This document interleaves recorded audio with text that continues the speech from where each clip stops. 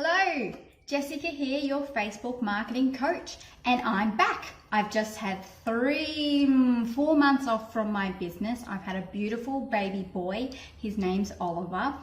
And this week's tip is all about momentum, because over the last 4 months, when I wasn't continually working on promoting my business, the leads and inquiries dropped dramatically.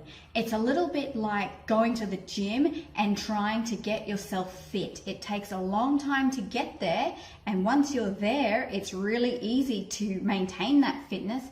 But the second you go on holidays, the second you stop eating well, the second you stop going to the gym, your fitness just drops. And it's a little bit like that when it comes to promoting your business online or anywhere, in fact.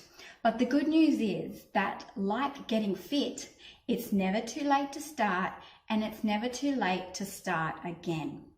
So moving forward, every week I'll be giving you access to a freebie. And this week's freebie is all about the tools and tips that I use in my business to save me time and accelerate my momentum. And if you'd like a copy, please visit my website. It's jrmedia.com.au and go to the blog section. There you'll be able to access this list of tools for free.